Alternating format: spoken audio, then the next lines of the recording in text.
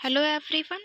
इस चैनल पर हम बीएड सेकेंड ईयर के कंप्लीट सिलेबस और आंसर लिखने के बेस्ट वे के बारे में डिस्कस करेंगे।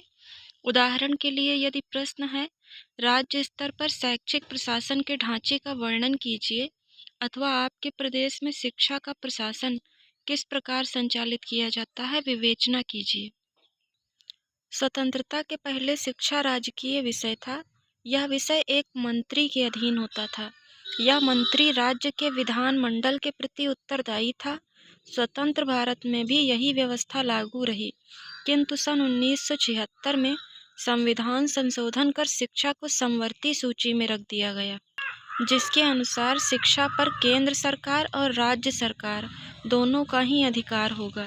राष्ट्रीय शिक्षा नीति 1986 में उल्लेख है कि संविधान का 76वां संशोधन, जिसके द्वारा शिक्षा को समवर्ती सूची में सम्मिलित किया जाता है, एक दूरगामी कदम है, जिसके अंतर्गत यह निहित है कि शैक्षिक, वित्तीय एवं प्रशासनिक दृष्टि से राष्ट्रीय जीवन से जुड़े हुए महत्वपूर्ण मामलों में केंद्र एवं राज्य के मध्य दायित्व की सहभागिता हो।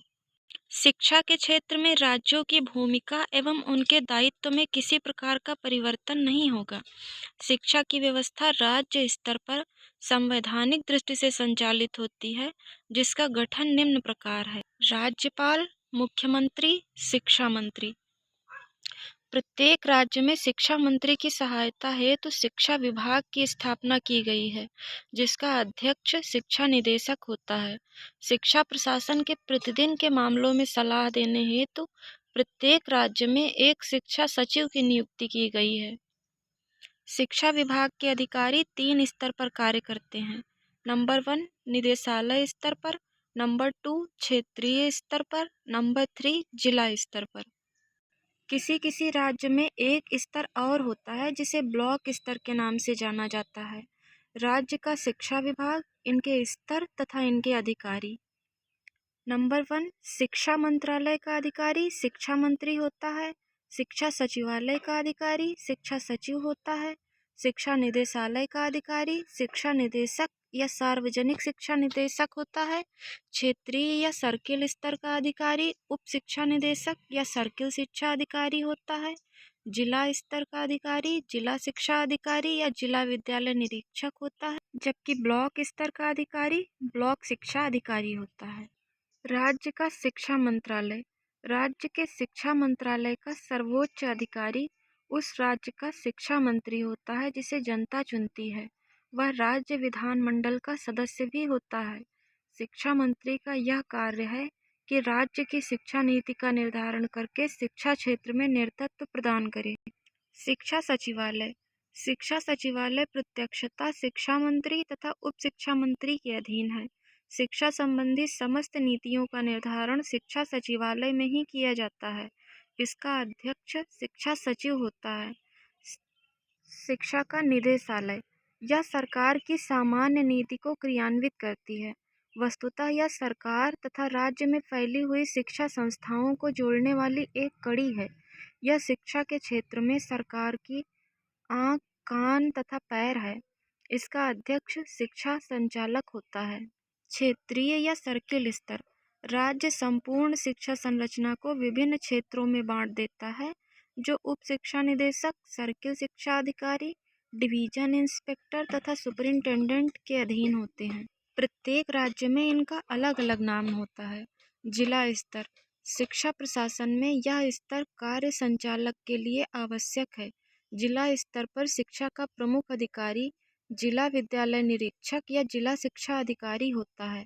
ब्लॉक स्तर, अनेक राज्यों में अभी भी शिक्षा स्तर पर ब्लॉक अधिकारियों की नियुक्ति की जाती है। ये अधिकारी अपने अधिकार क्षेत्र में स्थित प्राइमरी स्कूल्स का निरीक्षण करते हैं तथा शिक्षा को अनिवार्य एवं निःशुल्क बनाने के लिए कार्य करते हैं। उत्तर प्रदेश में शैक्षिक प्रशासन का ढांचा। उत्तर प्रदेश में शिक्षा मंत्री तथा उसके सचिवों का कार्यालय लखनऊ में है, परंतु शिक्षा निदेशालय का कार्यालय इलाहाबाद में है। शिक्षा मंत्री सामान्य नीति को परिभाषित करता है तथा विधानसभा के प्रति उत्तरदायी होता है। उनकी सहायता के लिए उप मंत्री होता है, जो कि शिक्षा के लिए पूर्णतः उत्तरदायी होता है। शिक्षा सचिव एक प्रशासकीय अधिकारी है तथा सामान्य नीति को क्रियान्वित करता है। शिक्षा निदेशालय शिक्षा क्षेत्र में दिन प्रतिदिन के बढ़ते हुए कार्यभार के समुचित संपादन के लिए राज्य के प्रचलित निदेशालय को सन 1972 में 3 भागों में विभक्त किया गया है। ये 3 विभाग इस प्रकार हैं। नंबर 1 उच्च शिक्षा निदेशालय, नंबर 2 माध्यमिक शिक्षा निदेशालय, नंबर 3 प्राथमिक शिक्षा निदेशालय। इन तीनों निदेशालयों को पृथक पृथक शिक्षा संचालकों के अधीन रखा गया है। शिक्षा निदेशक को तीनों निदेशालयों का संयोजक बना दिया गया। प्राथमिक शिक्षा का प्रशासन सन 1972 के एक अध्यादेश द्वारा उत्तर प्रदेश ने प्राथमिक शिक्षा को सीधे अपने हाथ में ले लिया। अब यह शिक्षा स्थानीय निकायों में न रही। इस अध्यादेश द्वारा उत्तर प्रदेश बेसिक शिक्षा परिषद का गठन किया गया। यह परिषद राज्यीय स्तर पर है। इसका अध्यक्ष प्राथमिक शिक्षा निदेशक होता है। प्रत्येक जिले में जिला बेसिक शिक्षा समिति की स्थापना की गई है। इसका अध्यक्ष जिला बेसिक शिक्षा अधिकारी होता है। प्रत्येक ग्राम या ग्राम समूह के लिए एक ग्राम शिक्षा समिति होती है। ग्राम सभा का अध्यक्ष ग्राम प्रधान होता है। उपर्युक्त व्यवस्था अनुसार प्राथमिक शिक्षा का प्रशासन चलाया जा रहा है। माध्यमिक शिक्षा का प्रशासन संपूर्ण राज्य में माध्यमिक शिक्षा दोहरे नियंत्रण में है। इस पर board of high school and intermediate education राज्य के शिक्षा विभाग का नियंत्रण है। माध्यमिक शिक्षा बोर्ड माध्यमिक संस्थाओं के लिए करिकुलम एंड बुक्स निर्धारित करता है। यही इन संस्थाओं को अभिस्वीकृति प्रदान करता है। इसके अतिरिक्त यह 2 सार्वजनिक परीक्षाएं भी लेता है। एक परीक्षा हाई स्कूल तथा दूसरी इंटरमीडिएट की। विश्वविद्यालय शिक्षा का प्रशासन उत्तर प्रदेश में विश्वविद्यालय निम्न प्रकार के संगठन अवस्था में है। नंबर 1 केंद्रीय विश्वविद्यालय। इसके अंतर्गत बनारस हिंदू विश्वविद्यालय, अलीगढ़ मुस्लिम विश्वविद्यालय तथा राजर्षि टंडन खुला विश्वविद्यालय आते हैं। राजकीय विश्वविद्यालय इसके अंतर्गत आगरा विश्वविद्यालय, कानपुर विश्वविद्यालय, कुमायूं विश्वविद्यालय, गढ़वाल विश्वविद्यालय, पूर्वांचल विश्वविद्यालय, काशी विद्यापीठ वाराणसी, गोरखपुर विश्वविद्यालय, इलाहाबाद विश्वविद्यालय, लखनऊ विश्वविद्यालय, बुंदेलखंड विश्वविद्यालय, रुहेलखंड विश्वविद्यालय, संपूर्णानंद संस्कृत विश्वविद्यालय, डॉक्टर राम मनोहर लोहिया अवध विश्वविद्यालय तथा मेरठ विश्वविद्यालय आदि। उत्तर प्रदेश राज्य विश्वविद्यालय अधिनियम 1973 के अनुसार विश्वविद्यालय प्रशासन के अंतर्गत पदाधिकारियों की व्यवस्था इस प्रकार है।